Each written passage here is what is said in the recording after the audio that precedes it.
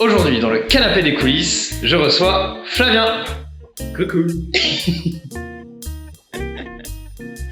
Et ben on va pouvoir commencer, mon cher Flavien. Oui.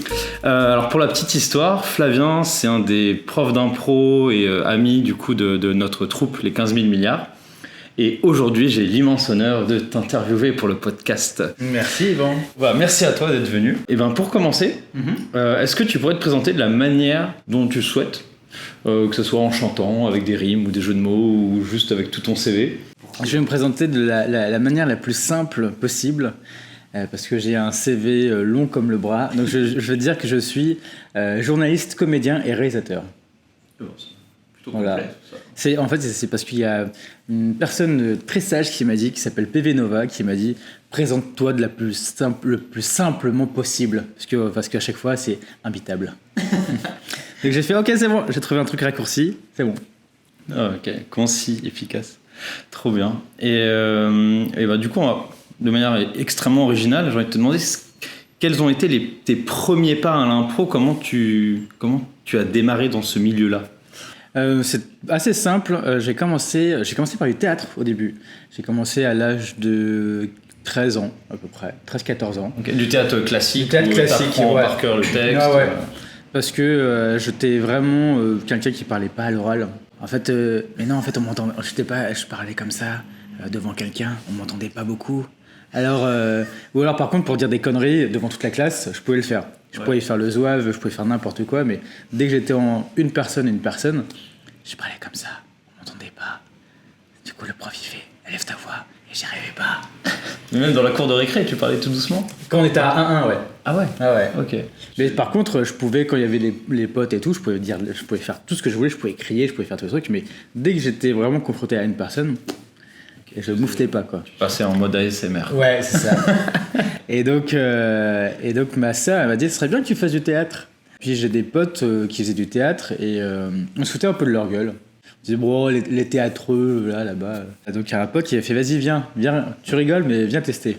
Je suis d'accord, je viens tester. Et j'ai testé le théâtre et ça m'a trop plu.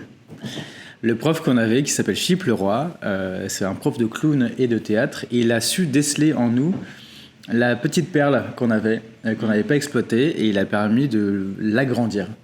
La première année, j'ai fait un spectacle où j'ai presque pas parlé. Bah ouais, j'étais tellement en stress que ma voix ne sortait pas. Donc en fait, il me fait jouer un directeur, mais qui parlait très peu. Ou quand il devait parler, il avait genre 5 répliques, mais 5 répliques, elles étaient hyper fortes sur la pièce, quoi. Il fallait que je donne tout sur 5 répliques pendant 1 heure. Mais sinon, mon personnage, c'était une sorte d'ombre, mais qui était planante sur l'ensemble de la pièce. Et c'était une pièce qui est contemporaine ou C'est une pièce, c'était des textes qu'il avait choisis, ou que des élèves aussi avaient choisis, et on avait mis ça bout à bout pour créer une pièce. Et sur la deuxième année, ça nous a tellement plu qu'avec la même troupe, on s'est dit, bon, vas-y, on refait un spectacle. Alors que lui, il avait signé que pour 1 an, et il dit, bon, d'accord, je suis d'accord, c'est tellement cool qu'on refait quelque chose. La première pièce s'appelait Qu'est-ce que j'attends ? Et la deuxième s'appelait Circonférence. C'est pareil, c'est des bouts de texte qu'on a choisis. Et là, j'ai pu mieux exprimer aussi ce que je pensais faire aussi. On a fait un peu de clown pendant l'année. Et c'était trop cool. La pièce était incroyable. On l'a jouée 5 fois à peu près. Alors, et c'était tu dis c'était pas une seule et même pièce ensemble, c'était plusieurs scénettes de 15-20 minutes. C'est plusieurs scénettes de texte qui duraient entre 5 et 10 minutes. Et mis bout à bout, on va dire, avec d'autres mises en scène. Il y avait de la danse, il y avait un peu de chant, il y avait un peu de musique, parce qu'il y avait certains qui étaient très bons aussi en musique. Donc c'était un peu mis bout à bout pour créer un spectacle commun d'1 heure, d'1 heure et demie à peu près, où chacun avait à peu près le temps équitable de parole. Ok. Et du coup, vous avez renvoyé l'année d'après Sur la première année, donc on était encore un peu plus jeuneaux, donc c'est lui qui a mis en scène. Et sur la deuxième année, c'est plus lui avec nous. Okay. On a mis en scène. Et ça m'a vraiment plu. Donc mon pote qui s'appelle Anthony m'a dit, bah vas-y, entre-temps, il m'a dit, bah tu veux pas rejoindre l'association du Théâtre des 4 sous à Arneville, donc dans le 95, et dans lequel lui il était depuis qu'il a 8-9 ans. Attends, ça c'était à 15 ans, il t'a proposé de venir dans l'asso? Ouais. D'accord, ok. C'est une association de théâtre à la De base. théâtre Ouais, général, ok. de théâtre à la base. L'impro commençait à arriver. On était en 2004, 2005. Ok. L'impro commençait à arriver. Moi, j'entendais des petits trucs et tout, mais je savais pas ce que c'était. Et quand je suis arrivé au théâtre de Katsu, j'ai vu mon premier match d'impro. J'étais pas encore joueur ni comédien, mais je l'ai vu. En fait, je faisais de la captation des spectacles. Au Ah, théâtre de Katsu. dès 15 ans, t'étais Ouais, déjà ouais. dans tout ce Ouais, qui est ouais. multimédia, Ouais, ça, ouais. d'accord. Je faisais déjà de la captation.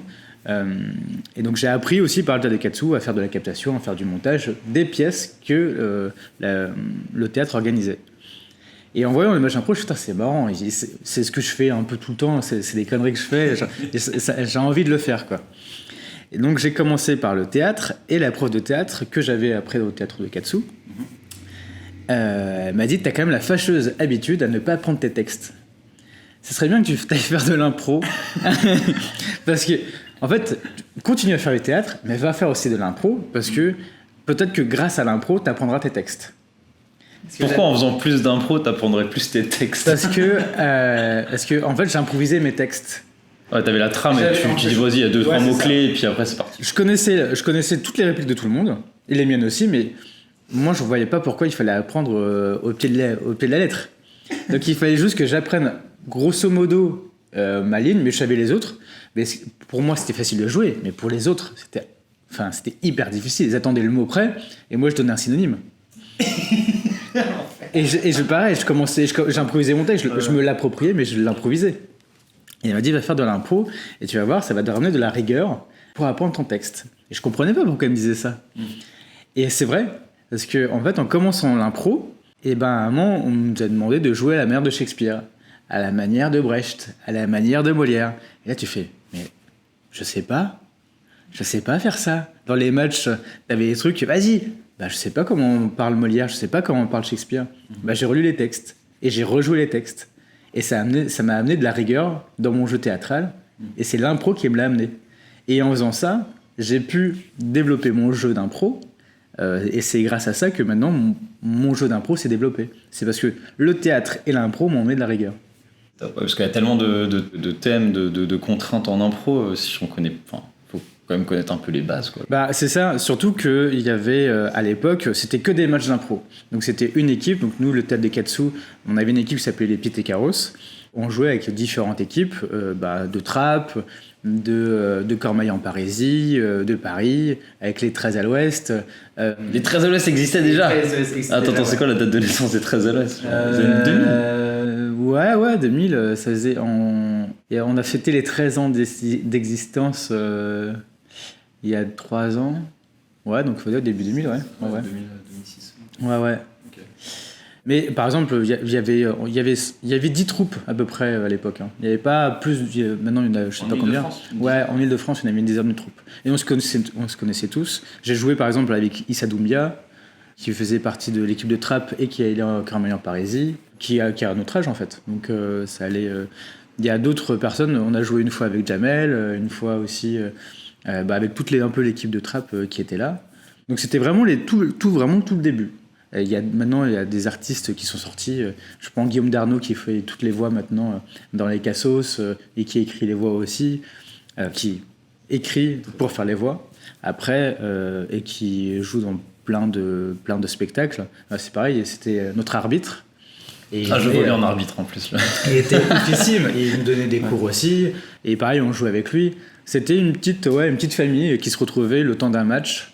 Et vu que c'était le temps d'un match, c'était là où on était aussi mis à l'épreuve.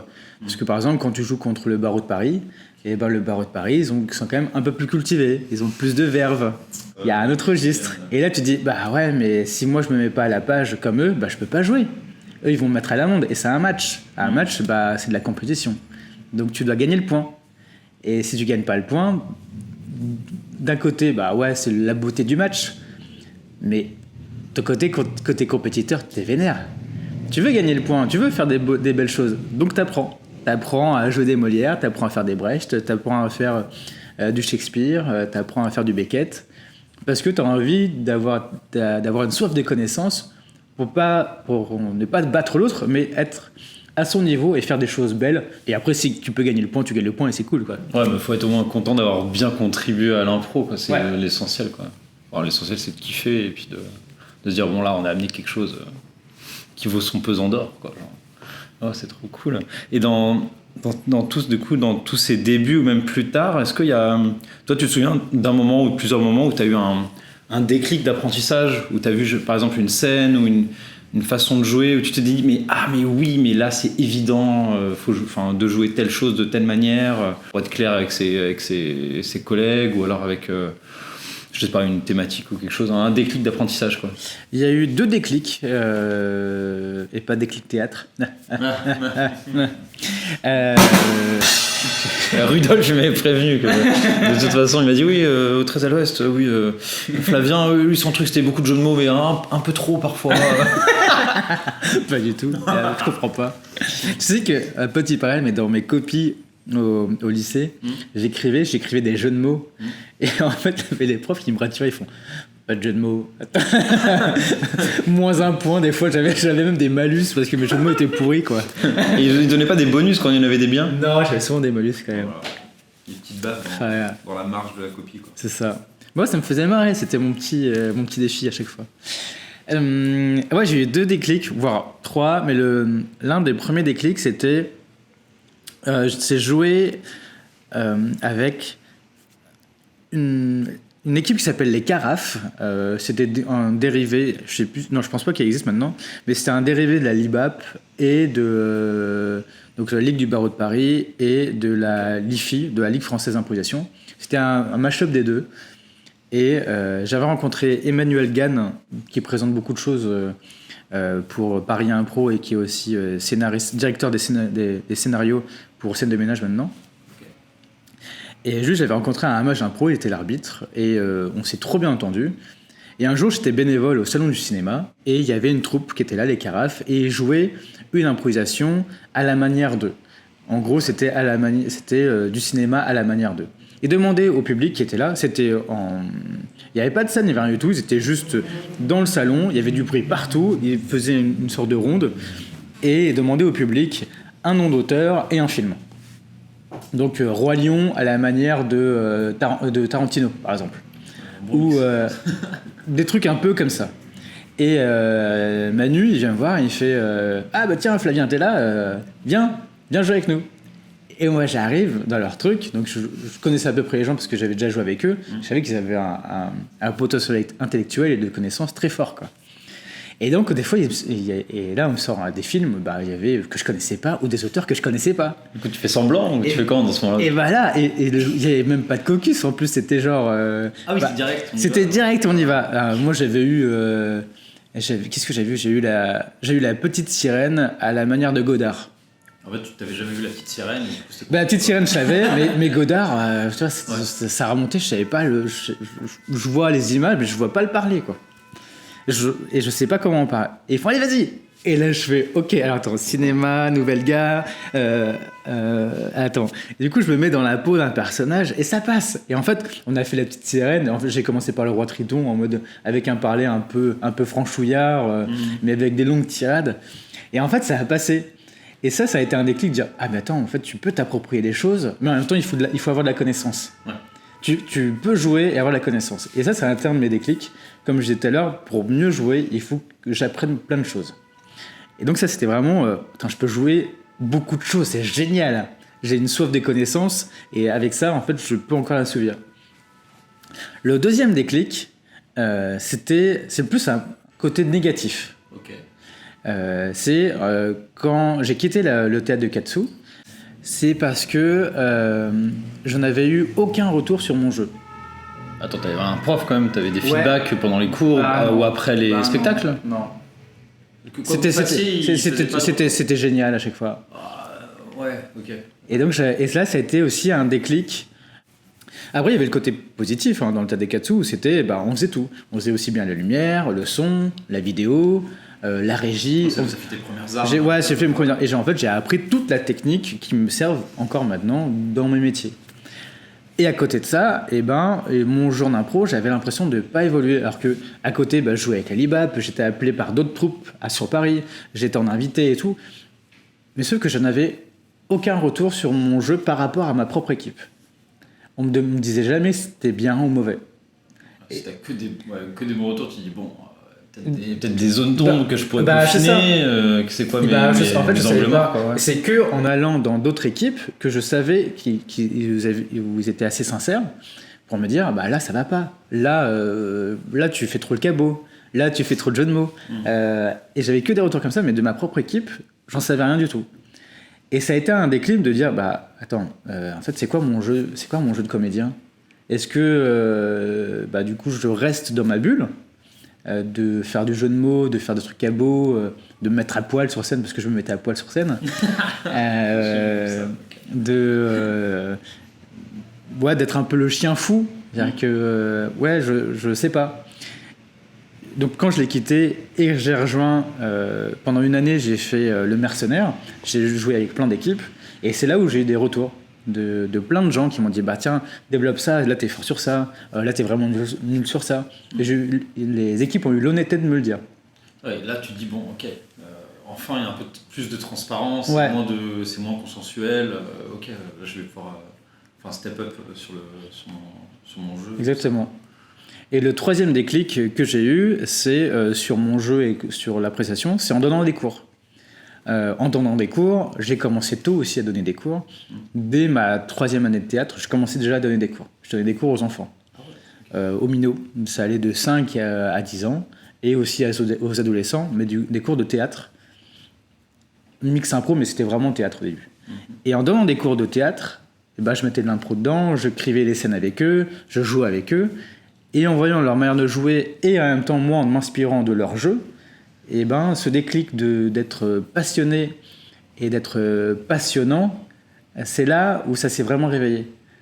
Et j'ai vu que dans ma façon de transmettre et d'appréhender les choses, j'arrivais à montrer la manière de penser et aussi de m'amuser et de montrer aussi le potentiel latent que j'avais. Okay. Et puis même toi, lorsque tu crées un cours, que tu le donnes, tu vois c'est quoi aussi ce que tu maîtrises le plus, puis tu as aussi plein de questions hyper pures, j'imagine, des enfants de 5-10 ans qui vont dire mais pourquoi on fait ça, et tu dois dire c'est quoi le fondement de l'exercice, c'est quoi à quoi ça sert vraiment, quoi, pourquoi... Surtout ils sont très demandeurs, ils veulent briller aussi. Donc c'est comme si tu avais un diamant, tu polissais et que ça devenait quelque chose. Et ce que je faisais, je mettais à l'honneur que toutes les pièces qu'on faisait, c'était pas des pièces déjà connues. Pour moi, c'était eux qui écrivaient leurs pièces. De A à Z, tu leur faisais écrire, que ce soit les 5 à 10 ans ou les ados? Ouais. De A à Z, je leur faisais écrire. Donc on commençait, je leur faisais travailler sur le texte. Au début, c'est normal pour apprendre à lire le texte. Parce qu'il y a déclamer quelque chose, ça t'apprend aussi après à parler et à pouvoir déclamer un texte improvisé. Mais je leur faisais jouer des scénettes qui venaient de leurs idées et aussi je mettais des textes dessus. Et petit à petit, vers le milieu de l'année, on se disait ok, maintenant on va se consacrer au spectacle de fin d'année. Une fois que tu avais assez de matière, figé. Ouais. Et donc là, ils commençaient à faire des scènes un peu improvisées. Et moi, je notais tout, j'écrivais tout. J'écrivais tout leur truc. Et des fois, ça me faisait marrer, je leur mettais un peu en scène, etc. Je la faisais recommencer. Et comme ça, ils s'appropriaient le spectacle. Je dis, toi, ta scène, tu l'as écrite, elle est là. Donc maintenant, je vais te le passer, tu vas le lire. Et c'est pareil. Et après, ils commençaient à apprendre leur texte qu'ils avaient déjà dit. Ouais. Et ça leur faisait un rappel. Ça faisait un rappel, ouais. Et après, c'était eux qui mettaient en scène, un peu comme ce qu'avait fait mon prof à l'époque. J'ai repris à peu près sa méthode où pour t'approprier la pièce, pour que ça soit où tu sois le plus vrai possible, il faut que ça devienne ton œuvre. Comme ce que tu faisais au tout début du coup avec l'autre prof dans les premières années où tu mettais des synonymes, tu remplaçais certains mots, tu le colorais à ta manière, quoi. C'est marrant. Et dans ce parcours du coup où tu as donné des cours très tôt et tu as joué avec beaucoup d'équipes, est-ce qu'il y a des personnes, une ou plusieurs, qui deviennent comme ça et qui t'ont vraiment inspiré dans tes démarrages ou un peu plus tard dans l'impro, tu t'es dit attends, lui ou elle, là il y a vraiment un truc qu'il faut que j'arrive à creuser de la même manière que ce qu'il ou elle a fait. Il y a une personne, oui, il y en a plusieurs. C'est dur de tous les. Non, tous les ça, Je pense que j'ai en tête... En impro, tu dis, ou au théâtre? Plutôt impro, ouais. Impro. Ouais. En impro, la personne qui a permis que tout se produise après en impro, que je vole vraiment de mes propres ailes, c'est Aline. Ah, ok, d'accord. Je sais pas si elle s'en rend compte, mais la rencontre avec Aline a été hyper forte. Elle le sait que ça a été hyper fort, mais ça a été aussi un démarrage. C'est grâce à elle que j'ai rencontré les 13. C'est grâce à elle après que j'ai pu donner des cours aussi à Impro Studio parce que par RAF, etc. Mais ça a été on a eu un amour scénique quand on s'est rencontrés incroyable. Ah, c'est trop mignon. C'était que je pouvais être vachement plus libre qu'avec mon équipe. Je pouvais faire autant de conneries que je voulais. Elle était toujours là pour en faire plus que moi. Et c'était génial. C'était les jeux de mots de merde, je pouvais les lancer. Et puis elle riait de bon cœur. Elle se mettait aussi à poil autant que moi. C'était... Littéralement. Ouais. Ouais, c'était... Surtout qu'on voit un peu moins. Voilà. Ou alors c'est vraiment annoncé Ouais. comme étant une thématique ou une contrainte. Ouais, alors que nous, alors c'était devant des enfants, on pouvait le faire, quoi. Un corps est un corps. Un corps est un corps. Pourquoi s'embarrasser Bah oui. Attends, d'habits. Mais attends, dans les années 90, excuse-moi, parce qu'on voyait à la télé, il y avait toujours des gens à poil. Ah, ça va, c'était bouffant. Des gens qui... Il y avait beaucoup moins de contraintes, ouais, c'est sûr. Et ouais, donc c'est Aline qui a été un peu le démarrage un peu de tout ça.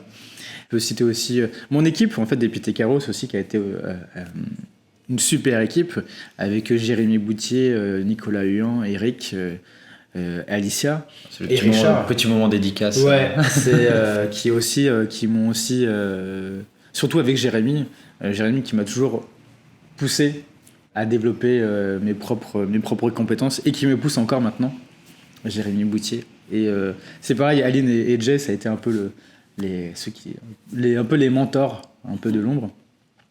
Après il y a eu Emmanuel Gann qui a fait le déclic en m'amenant dans ce truc-là. Et après, je pense que la plupart des personnes que j'ai rencontrées sont devenues pas des modèles, mais un peu, quoi. Je prends Guilain. Guilain, c'est pareil. Quand je suis rentré chez 13, j'ai jamais rencontré une troupe aussi honnête de ma vie. Et aussi transparente de ma vie. Ouais. On pouvait se dire les choses, même les plus dures, on pouvait se les dire. Et là, t'avais du vrai bon feedback. Il y avait un vrai bon feedback. Guilain m'a dit, arrête de chanter, t'es nul, arrête. C'est génial, c'est génial. Ah bah ça, les vrais potes, c'est ceux qui te font vraiment génial. des vrais commentaires comme ça. Mais ouais, c'est génial. Toute cette troupe, il y avait la transparence pour qu'on puisse s'élever. Dire, mais en fait là, ça va pas, mais c'est nul. Ce que tu fais, c'est nul, mec. Mais c'est trop bien de le savoir. C'était pas dévalorisé. Une fois par semaine, il y en avait au moins 2 ou 3 qui rentraient chez eux en pleurant, mais c'était génial. On le disait on le disait comme ça, avec bienveillance. Bien sûr. Enfin, il n'y a pas de bienveillance quand tu dis que c'est nul. Parce qu'il faut. Et justement, là, il faut le dire que c'est nul. C'est la bonne franchise. Ouais, c'est la bonne franchise. Et après, tu fais ok, je te prends ça dans la gueule, mais. Ok, va. Et après, il dit tes autres qualités, c'est ça. Voilà, si à côté, il balance avec tout le. Enfin, donc, il fait concentre-toi sur tes qualités et pas sur tes défauts. Travaille tes qualités, et une fois que tu auras travaillé tes qualités, là, tes défauts, tu pourras les harmoniser. Mais quand tu es nul quelque part. Essaye pas d'être à 10 sur 20 partout, essaye d'avoir 2 ou 3 18 et puis après on verra pour les trucs où t'as pas la moyenne, quoi. Alors, ouais, ça fait sens.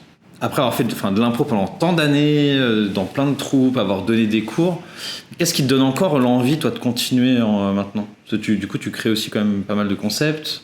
Je pense que c'est un peu comme ça que tu arrives à te renouveler, à retrouver un peu le souffle dans l'impro. En quittant les 13, qui a été aussi un autre marqueur. Et ouais. Parce qu'il y avait une sorte de lassitude qui s'est faite, où je pouvais pas faire ce que je voulais, parce qu'il y a c'est un peu le côté de la troupe, il y a de l'inertie. Ouais. Et moi, j'avais tellement d'idées en tête que c'était un peu compliqué de pouvoir mettre tout en mouvement. Okay. Et puis vous jouiez que des matchs aussi? Vous faisiez match, cabaret, et on avait fait un mid-form qui s'appelle la 13 en forme. Bon, j'avoue, c'est un peu à cause de moi, mais j'étais tellement très en linéaire. 13 en forme, c'est un spectacle qui dure 1h13 et 13 secondes. C'est animé. Pour être sûr que ça soit hyper dans la cohérence de la troupe. À la base, on devait jouer les 13 du mois. Et ça, on arrivait à le faire. Des samedis soirs. Mais voilà, des fois on arrivait. Ouais. Quand on arrivait à jouer à 13h13, c'était le Graal. Il y avait 13 personnes max. Et attends, je rigole, mais des fois il y avait 13 personnes dans le public. Il y avait le 14e qui voulait rentrer, tu fais non. Et c'était des impros de 13 minutes et des impros de 13 secondes. Et c'est toujours animé par un présentateur. Tu vois, c'est vraiment le truc de bout en bout. Le bout en bout. Mais en même temps, c'est ça qui fait ça fait une image. Ah bah oui. Donc c'était drôle. À chaque fois on arrivait, c'était hyper marqué. Bah, les 13 font les 13 à l'autre. Enfin, les 13 à l'autre font la 13 en forme.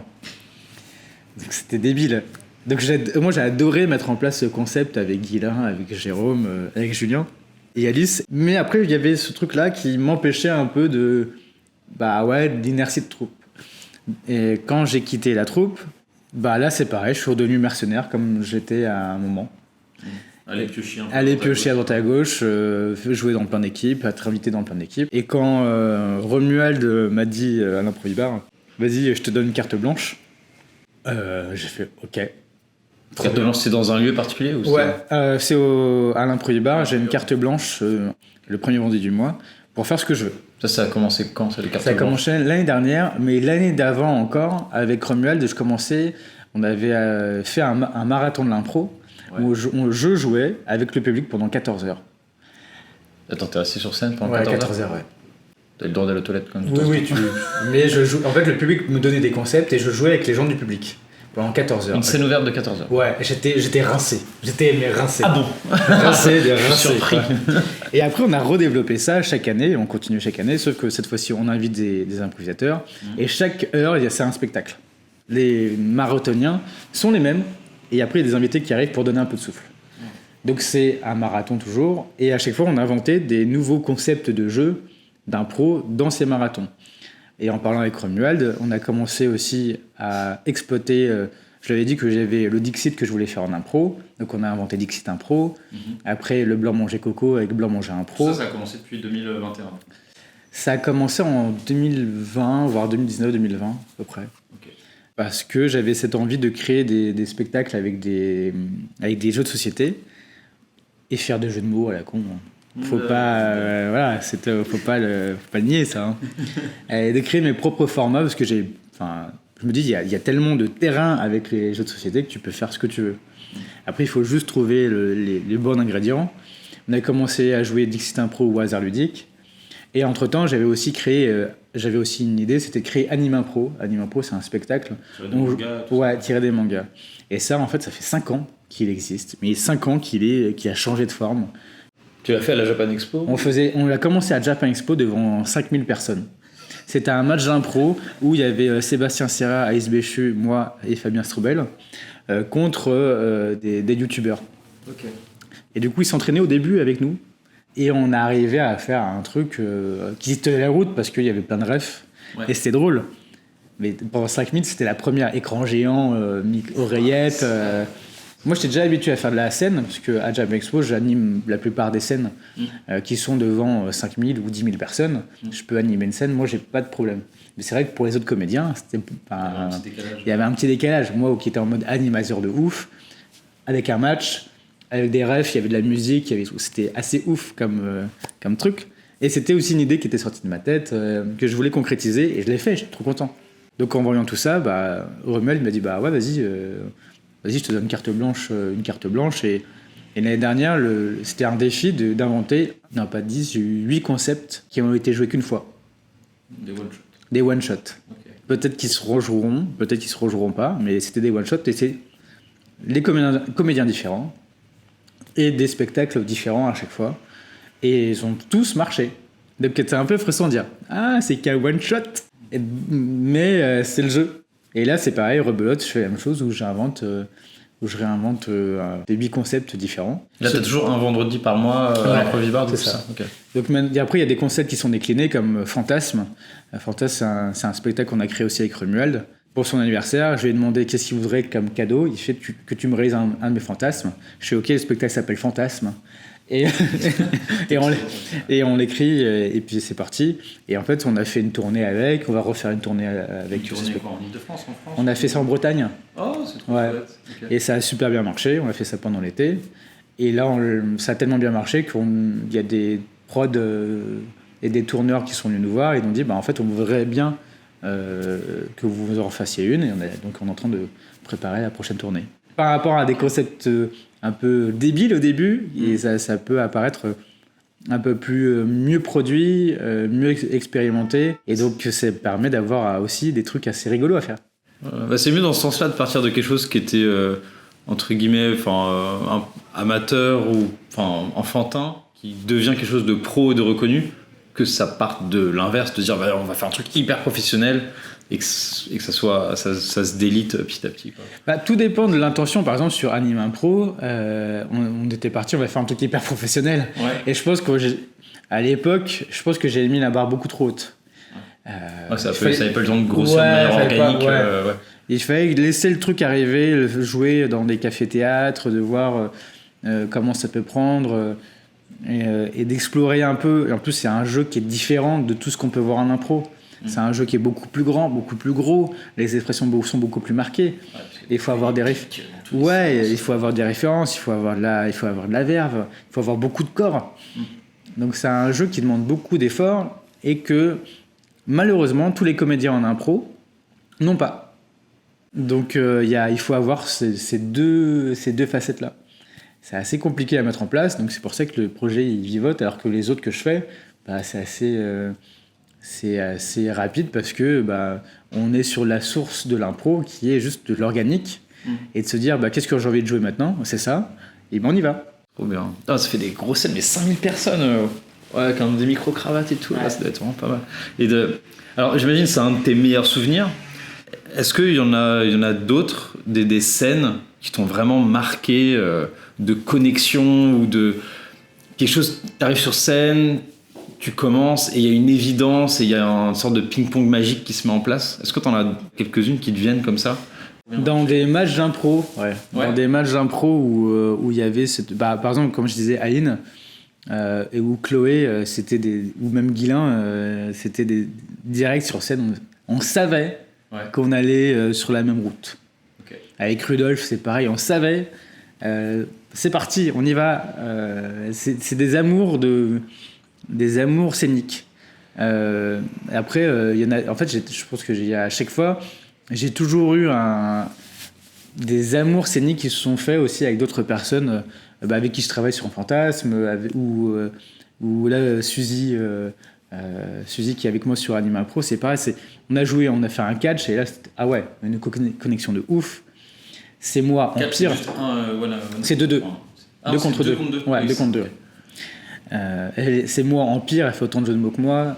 Donc en fait, tu nous mets tous les deux. Et la personne qui est à côté, elle se dit non mais en fait c'est mort, je peux pas rentrer. Ils sont en train de tuer l'impro. Et c'est drôle. Donc ou là avec Valentine, il y a plein de personnes où, en fait je pourrais t'en citer plein. Je peux pas. Vu que je viens du match, le match, t'es obligé de rencontrer la personne le plus rapidement possible. Je dis vraiment rencontrer parce que tu la confrontes pas ton idée, tu vas voir comme un chien, tu sniffes. Ouais. Tu regardes un petit peu, tu renifles un petit peu. T'as jamais joué avant. C'est quoi ses limites? C'est ce truc. Tu renifles un petit peu le truc. Et puis après tu fais ok, ça va être cool. Et au contrario, t'as aussi non, ça va pas le faire du tout. Mais c'est parce que c'est l'approche du match. Tu sais directement que quand il y a la personne qui arrive, et si tu l'as mal reniflé, c'est pour ta pomme, quoi. Ouais. Non mais cette phrase. Si tu l'as mal reniflé, quoi. Ça me fait rire. Trop bien. Et qu'est-ce que je vais te dire après? C'est une question de Rudolf. Genre, est-ce que t'es tout le temps gentil? Et est-ce qu'il y a des moments où tu t'es... c'est quoi la dernière fois que tu t'es énervé, que ce soit sur scène ou en coulisses? Est-ce que je suis tout le temps gentil? Je t'imagine mal en colère, en fait. Détrompe-toi, ça m'arrive. Alors, j'ai joué des personnages très méchants en théâtre. Ouais. Donc je sais jouer des rôles de méchants bien salauds. Okay. Et dernièrement, c'était au spectacle de l'anniversaire d'Impro Bar de l'année dernière. C'est avec Marc James, Stella et Cécile. et Franck des Brassailles, on a fait une sorte de saut. Sur le film d'horreur. Ouais. D'accord. Ok. Donc moi j'étais le méchant où il y avait Franck qui avait enfermé des personnes parce qu'il y avait eu un meurtre qui s'était fait de sa femme et il fallait savoir qui était l'assassin entre les 3 personnes. Okay. Donc comme vraiment dans Saut. C'était toi qui t'es caché assassin. Non, moi j'étais pas le cassage. Moi j'étais le pervers. J'étais celui qui allait torturer les personnes pour qu'elles puissent avouer. Ah, ok. Et donc c'est un huis clos. Il y avait 3 personnes. Comme c'était enfermé dans une prison où on jetait de l'eau, etc., où je leur disais des trucs hyper durs. Ouais. Et en fait, ce rôle de salopard, je l'ai tellement fait que le public était hyper mal à l'aise. Ah, punaise. Parce qu'il n'arrivait pas à voir l'acteur derrière le personnage. Ouais. Ah ouais, j'ai eu plein de gens qui m'ont dit « Non mais en fait, t'es hyper flippant, quoi. » C'était hyper flippant. C'était réel, quoi. C'était, quand tu nous regardais, c'était... Il y avait plus t'étais le personnage, quoi. Ce que j'aime bien jouer. J'adore rentrer à 100% dans un personnage et faire ça. Et surtout dans les rôles de salaud, c'était assez jouissif de le faire. C'est pas un exutoire, mais c'est vraiment à 10 000 km de moi. Hein. C'est un personnage que j'ai travaillé. Et vu que j'ai travaillé, je sais le refaire maintenant comme ça. Mais c'est éprouvant physiquement. J'ai mis un quart d'heure à revenir à moi. Donc c'était vraiment... Je rigolais pas... ou sinon, quand je riais, c'était un rire sardonique. Vraiment. Je restais dans le rire diabolique. C'est pas diabolique, c'est pas le. C'est plus ça. Tu vois, c'est vraiment. Contenu, okay. Vraiment teigneux. Et donc, ouais, de temps en temps, en fait, ce personnage-là, il peut revenir quand je fais des scènes et les gens sont pas forcément au courant que je vais le faire. Et donc, j'arrive quand je le joue et les gens font wow. Donc, d'un coup, ça plombe l'ambiance. Mais en même temps, ça fait partie du truc. Et sur l'énervement, ça peut aussi m'arriver. Ça peut m'arriver quand je donne un cours, ça peut aussi m'arriver après un spectacle, dans les matchs souvent. C'est quand il y a l'autre équipe qui est un peu trop rentre-dedans. Là, il y a mon esprit un peu compétiteur qui va revenir et mon esprit un peu revanchard, il va faire OK. Et là, je vais m'énerver. Mais je vais essayer de transformer mon énervement au service du jeu et je vais essayer de défoncer l'autre, quoi. Mais vraiment, je suis vraiment une teigne pour ça, quoi. Flavien qui passe en mode Super Saiyan. Je suis vraiment une teigne. Et après, je peux m'énerver, je peux m'énerver pour d'autres trucs. Souvent des soucis d'organisation, je m'énerve. Ouais, d'accord. Ouais. Le côté qu'il faut pas improviser, quoi. Ouais. Mais après, dans le jeu, je sais comment faire, quoi. Mais, petite anecdote, moi j'étais quelqu'un de très nerveux. Je me battais tout le temps. Sérieux? Ouais. J'aurais pas misé, j'aurais pas parlé là-dessus. Je suis très surpris. Et non, je suis quelqu'un de assez zen, tranquille, mais... En fait, t'as tout sorti quand t'étais petit et puis là... Ouais, mais maintenant je sais comment la transformer. Ok. Est-ce que t'as une contrainte préférée? Alors, tu vas sur scène et quand tu sais pas si tu vas ou pas, t'entends la contrainte, tu fais celle-là, c'est la mienne, c'est mon domaine, je peux y aller les yeux fermés, je le fais tous les matins, quoi. J'adore la doublage. Doublage à l'américaine. Doublage. Ouais, j'adore doublage parce que c'est tellement drôle à faire. Quand t'as un film et que t'arrives et tu doubles. Ou même quand t'as les gens, tu doubles par-dessus. J'adore le doublage. Et j'adore aussi la croisée. C'est quand tu fais un personnage, t'as A et B qui font un personnage, A devient B et B devient A. Oh, tu switches. Ouais. D'accord, ok. Et alors dès que le MC tape dans les mains, tu devais prendre le personnage de l'autre. Ouais. Okay. Ça j'adore parce que c'est tellement... c'est tellement casse-gueule pour l'autre quand tu dis ok, je vais lui mettre un personnage hyper marqué dans le corps, il va devoir faire pareil. Et l'autre c'est pareil. Des fois t'as des accents qui arrivent, des trucs et tout. Et c'est très drôle. Moi j'adore ces trucs-là parce que c'est très... tu peux pas réfléchir à ce qui peut se passer.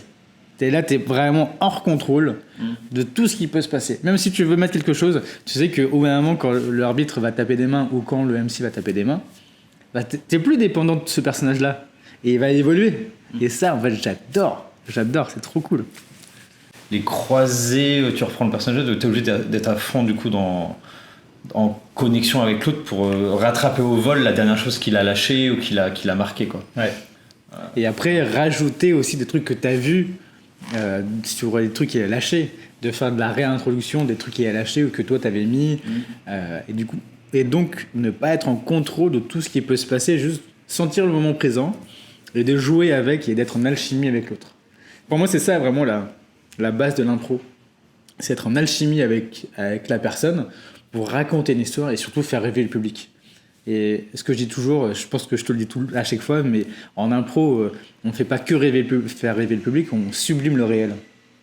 Donc c'est à nous de faire en sorte que le public ait son spectacle et que sa réalité devienne encore plus forte avec notre jeu.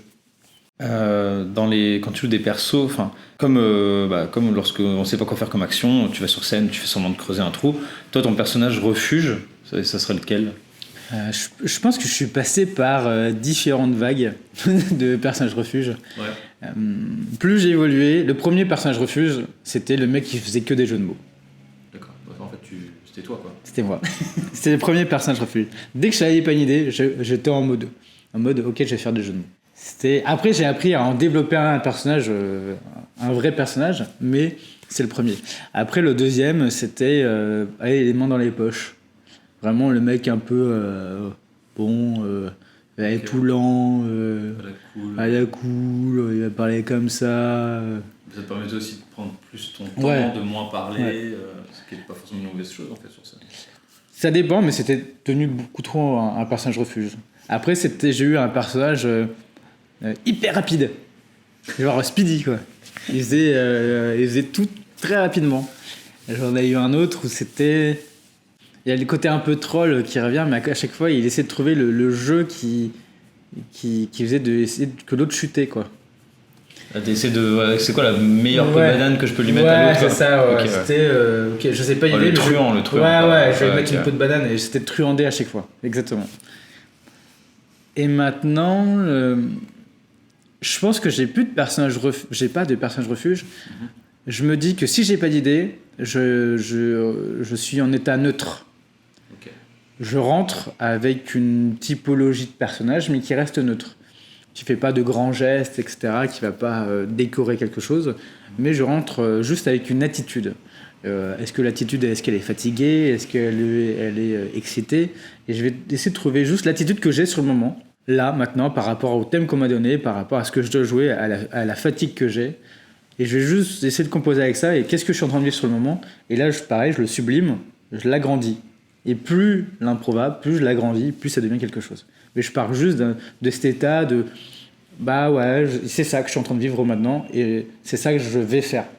Je vais pas faire quelque chose qui est en dehors qui va me demander trop d'énergie, ou si je le sens, je le fais, mais là, à ce moment-là, on va dire que le truc refuge, pour moi, c'est de sentir ce qui se passe maintenant, au présent, et de voir ce que ça va donner, et puis je l'agrandis, et voir ce qui se passe, quoi.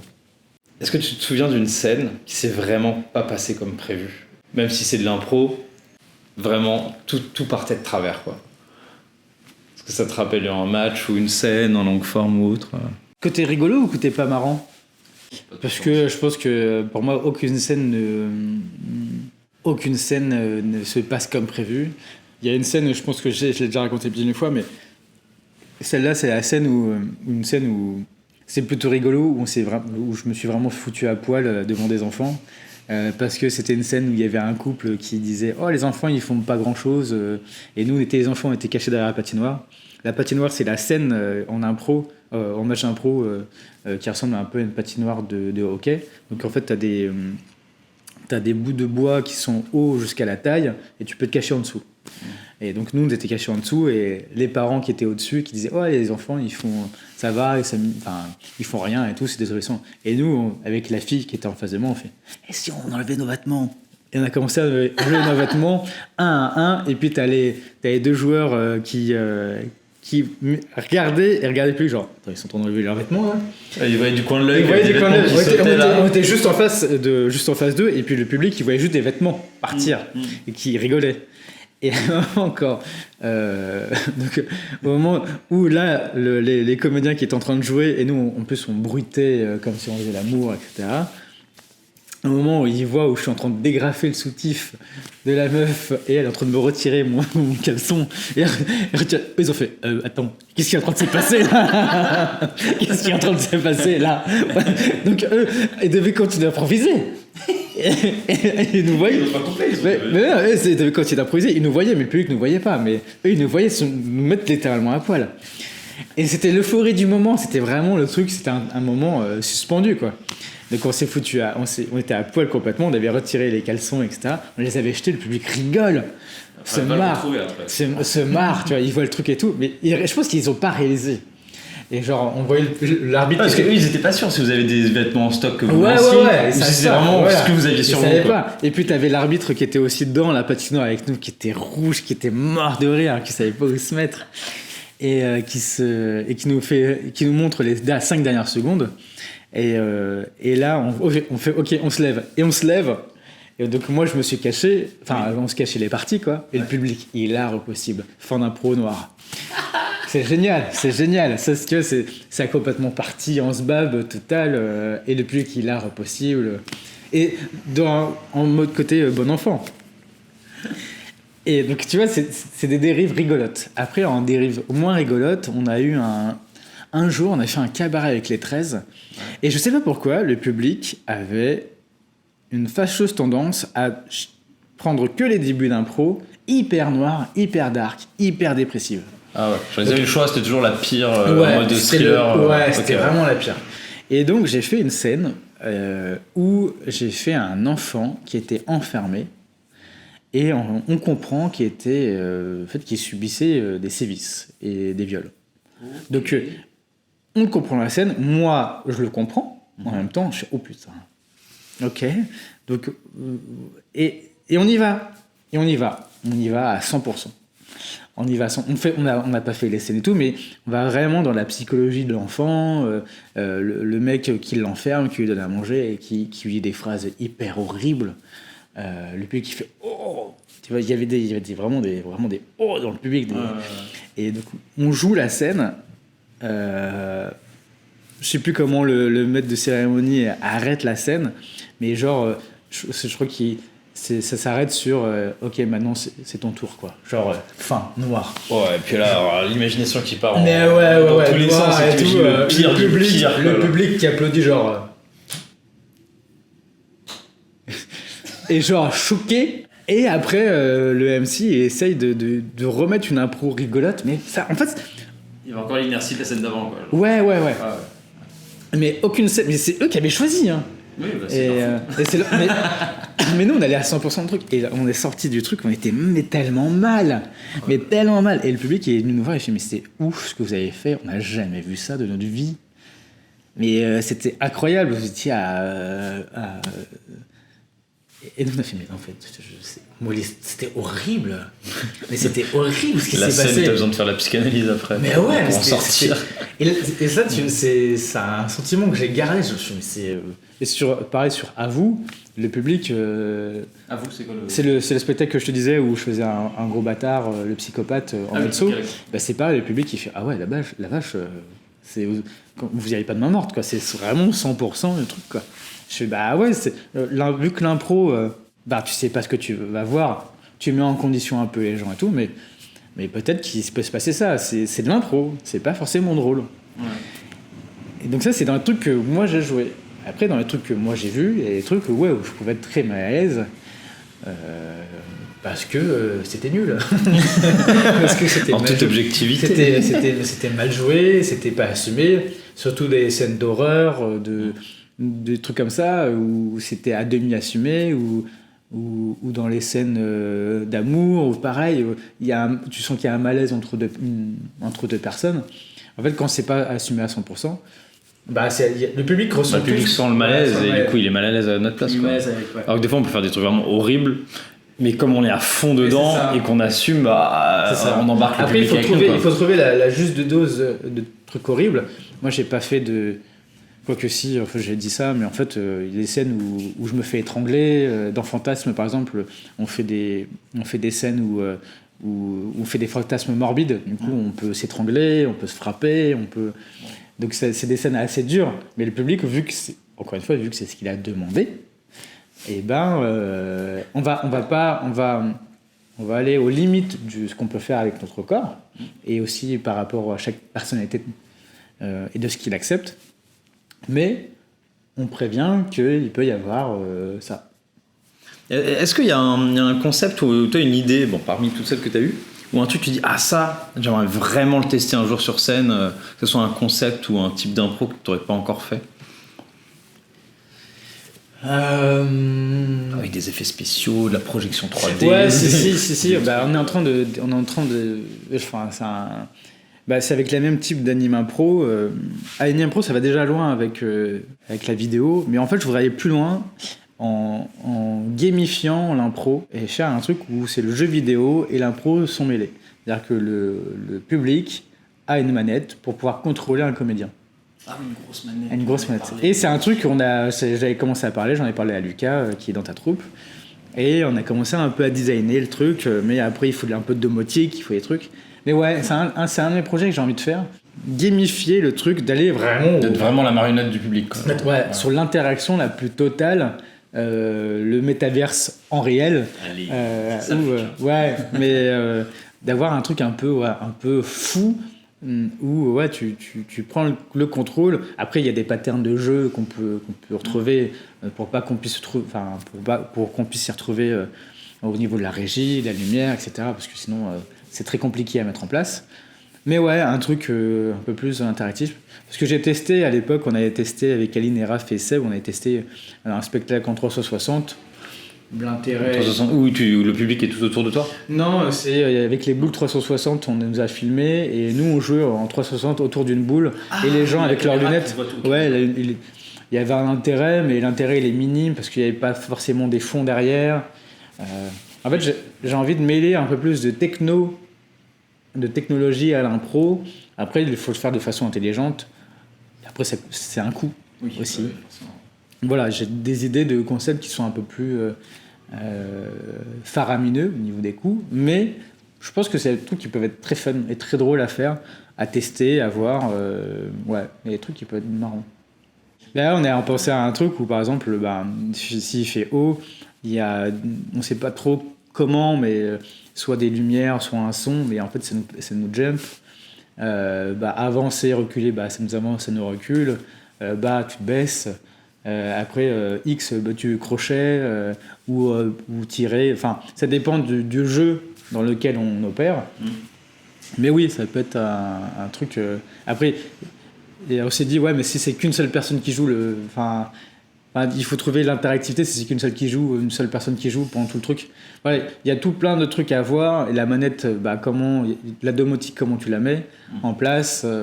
Mais pareil, la régie lumière, il faut que la régie lumière aille avec, le son design aille avec. Tu peux pas reprendre des sons sur ces trucs comme ça. Tu peux pas reprendre des sons de jeux vidéo. Il faut que tu les composes. Ouais. Parce que si tu veux les jouer, il y a des licences, des droits, etc. Donc c'est quand même quelque chose que tu dois créer de A à Z. Parce que c'est quelque chose là où tu dois être hyper exigeant sur ce que tu dois faire. Alors du coup, après avoir parlé du métaverse en réel, moi je vais te demander à propos du coup de ton métaverse intérieur, parce que tu as quand même une forte facette sur la spiritualité, et comment est-ce que tu lis ça avec l'impro? Genre, est-ce que par exemple tu as des moments où sur scène tu vas sentir une personne d'une certaine façon et tu vas dire ok, va falloir que je joue de telle manière parce que je sens tel feeling avec cette personne? Est-ce que, même de manière globale, tu fais des connexions entre la spiritualité, l'impro, la scène, et les échanges de fluide, on va dire? C'est dégueulasse.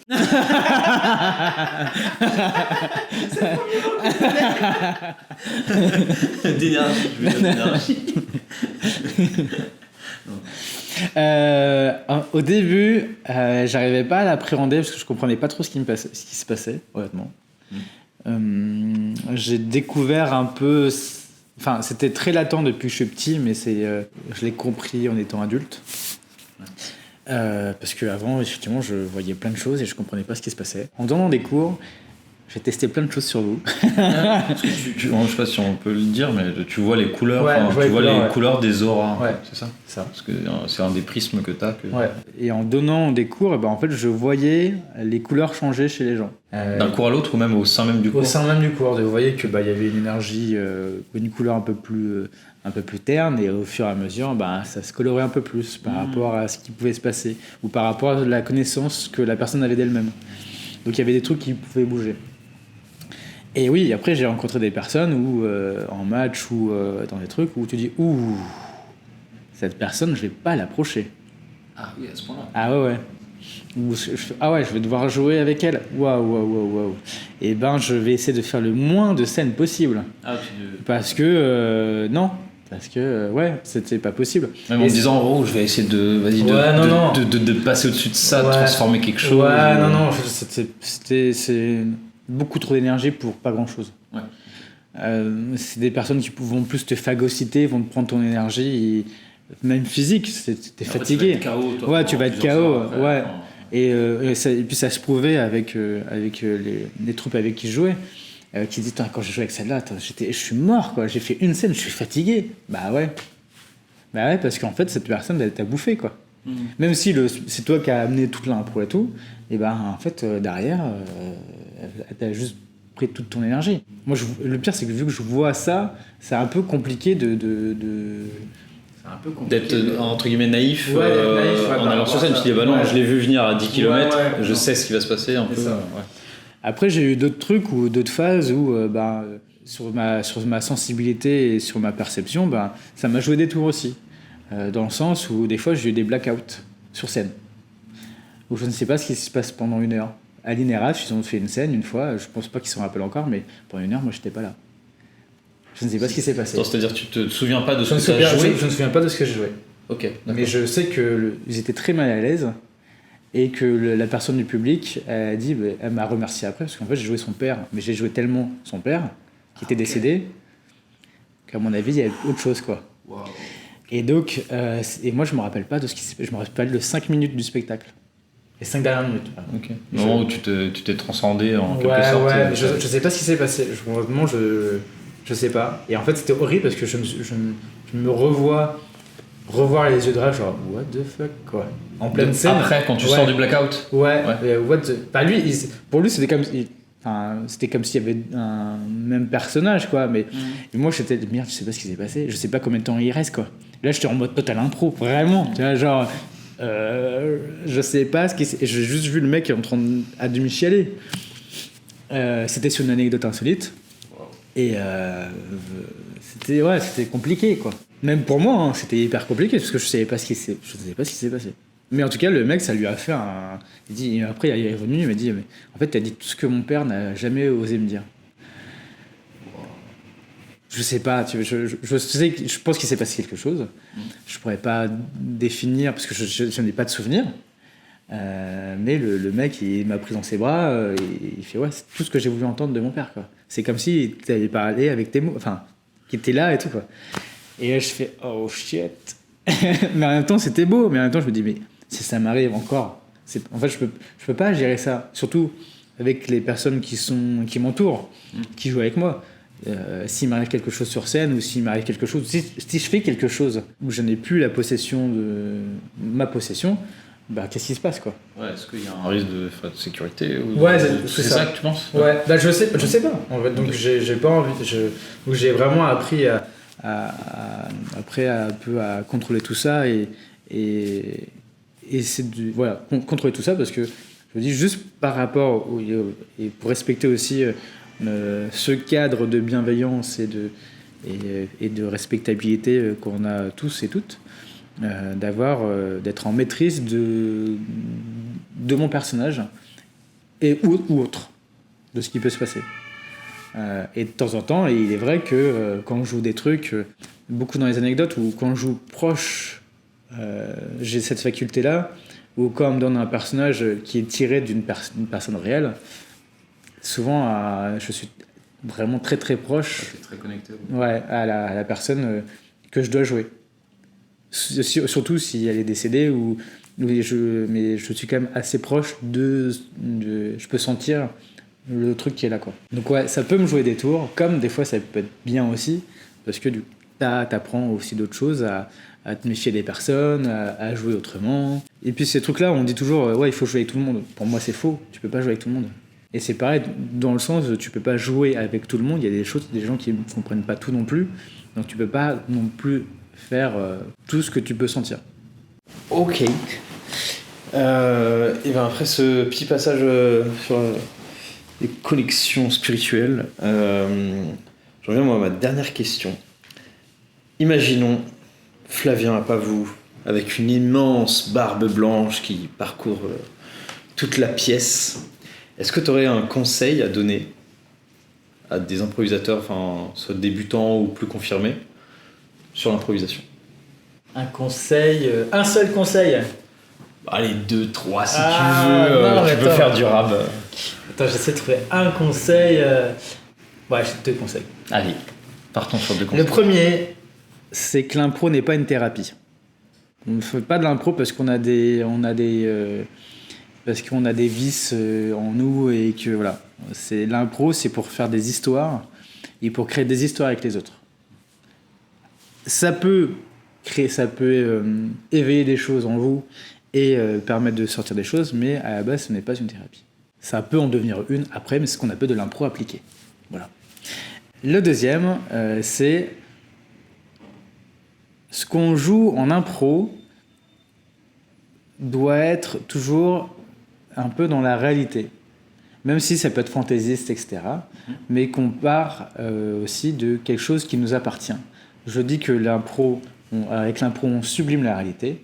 On donne des couleurs à la réalité. On met des côtés fantaisistes. On peut être un chevalier. On peut être quelque chose. Mais quand aussi on le rattache à ce qui nous entoure, c'est là où ça va encore mieux marcher. C'est là où on va être plus dans la sensibilité du public. Parce que même si on regarde toutes les fictions sont les archétypes de personnages, d'histoires, sont, mine de rien, rattachés à quelque chose que nous, on vit. Politiquement, socialement, les inégalités, etc. C'est des choses qui nous entourent et qui peuvent devenir des supports d'histoire qu'on peut transcender avec justement notre jeu et notre manière de faire. Si on va chercher des choses beaucoup trop en dehors de ce qui nous anime, c'est compliqué de rattraper ça. Et en même temps, on va se perdre dedans parce qu'on va se focaliser sur quelque chose qui ne nous appartient pas. Donc, il vaut mieux être, ce qu'on appelle dans le développement personnel, d'être ancré, ici, dans le présent, et par rapport à ce présent, d'éveiller tout ça comme des fleurs, et d'éveiller tout ça, et de nous éveiller aussi par l'impro. Très chouette 2 conseils de Flavien Apavou. Avec une grande barbe blanche. Génial. Merci beaucoup, Flavien. Est-ce que tu as des annonces à faire, si tu veux faire de la pub pour des choses qui arrivent, des cartes blanches ou autres que tu animes, c'est ton moment. 2 pubs. Toujours 2 choses. Il y a toutes mes cartes blanches. Je joue les premiers vendredis du mois à l'Improvibar à 21h30. C'est toujours un concept différent à chaque fois. Je peux pas faire de promo avec qui quoi parce que j'en sais rien. Je sais à peu près avec qui je joue, mais je sais pas quoi je joue. Donc c'est toujours surprenant même pour moi et surtout pour le public, ce que j'espère. Et le deuxième, c'est que je suis en train de monter un atelier qui s'appelle Impro Ciné Lab. C'est de créer un atelier autour du cinéma et de l'impro, de voir comment avec la caméra on peut créer de l'impro ou de l'impro peut créer du cinéma.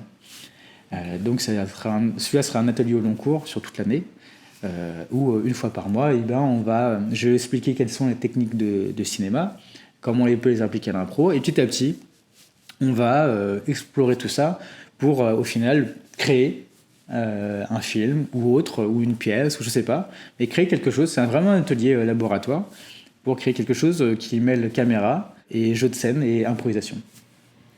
Génial. Merci beaucoup, Flavien. Et de rien. C'était le canapé des coulisses avec Flavien Apavou. Merci.